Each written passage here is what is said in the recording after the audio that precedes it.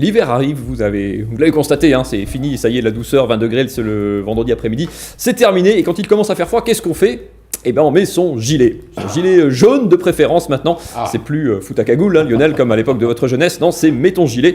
C'est un peu le gilet jaune, c'est un peu ce truc moche hein, qu'on planquait dans sa bagnole, dont on avait un petit peu honte et on n'en a jamais vu autant que depuis quelques jours, depuis 10 ans en fait, hein, depuis son lancement en 2008 par Karl Lagerfeld. Souvenez-vous, c'est lui qui portait ça.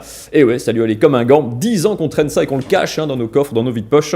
Mais c'est la revanche du gilet jaune maintenant. Il est arboré fièrement devant le pare-brise de certains. Et on va même en faire des défilés, hein, pas des défilés de mode, mais des défilés, ça sera samedi dans toute la France. De toute façon, la France est le pays de la hype, de la sape, de la fringue, on est au top de la dégaine, parce que ici, même quand on manifeste, il faut qu'il y ait un vêtement symbolique. Le bonnet phrygien, évidemment, de la Révolution française, les bonnets rouges bretons déjà, hein, sous Louis XIV, et puis sous François Hollande. Louis XIV, François Hollande dans la même phrase, ça fait bizarre, mais pourtant c'est vrai. Et donc le gilet jaune en 2018. Alors c'est un petit peu flou ce mouvement encore pour l'instant, hein. C'est né sur internet, c'est difficile à cerner, qui sont les gens qui vont manifester. Il y a une chose qui est sûre, c'est qu'il ne faut pas douter de leur motivation et de leur jusqu'au-boutisme, hein, parce que quand on est prêt à sortir avec un gilet jaune sur le dos, c'est vraiment qu'on est surmotivé, qu'on est à bout et qu'on n'a vraiment plus rien à perdre. Parce que le gilet jaune, c'est comme le truc le plus moche qu'on ait jamais inventé. Enfin, genre le jaune fluo, c'est la couleur la plus infâme dans l'échelle de la création horrible, enfin des trucs horribles que l'homme a créé. Quelque part entre l'Andive cuite et le Football Club de Metz, il y a le jaune fluo. Enfin, genre c'est quand même indécent.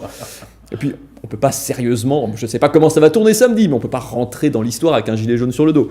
Genre, prenez le bonnet phrygien, c'était quelque chose. Regardez le tableau de Delacroix, bon bah voilà, la liberté avec son bonnet phrygien, ça a de la gueule. Voilà, là, on peut me mettre ça au Louvre.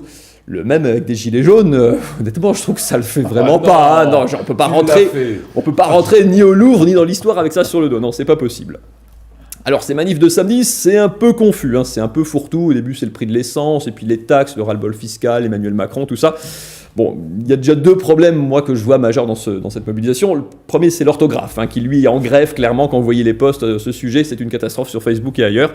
Le deuxième, c'est la récupération politique. Et là, il y a un phénomène absolument grandiose quand même, puisqu'il y aura des manifestants, et ils sont soutenus par les gens du Rassemblement National, de Debout la France, de la France Insoumise, des Républicains. Laurent Wauquiez sera sur place, et même à gauche, hein, donc la France Insoumise, le Parti Socialiste. Si le Parti Socialiste, vous vous souvenez, si avant, enfin bon, bref, eux aussi appellent à soutenir et même à être présents aux côtés des manifestants. Ils seront tous là, c'est une unanimité rarement vue, alors qu'aucun d'entre eux n'est à l'origine de cette manifestation. C'est grandiose, ça fait un peu penser à la Coupe du Monde de football, hein, quand aucun homme politique n'était évidemment sur le terrain pour marquer des buts, mais ils veulent tous être sur la photo avec le trophée et Kylian Mbappé. Alors, moi je ne vais pas donner de mauvaises idées, mais ça me paraît quand même un peu curieux. Je ne serais pas très rassuré en tant qu'élu. Genre, ces gens-là ne sont pas contents.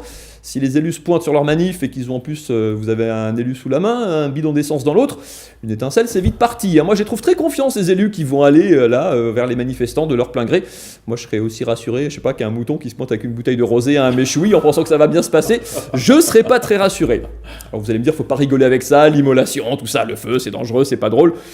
Ouais, si parfois on peut rigoler de l'immolation quand même, comme dans ce fabuleux fait divers que vous avez peut-être vu, c'était mardi, un homme qui tente de s'immoler dans un TGV en s'aspergeant de rosé. Alors c'était un échec évidemment, hein. L'individu qu'on va appeler terroriste pour lui faire plaisir, hein. Non, évidemment ça n'a tué personne, hein. Il y a juste une personne qui a failli s'étrangler, elle a failli mourir de rire, ouais, fatalement.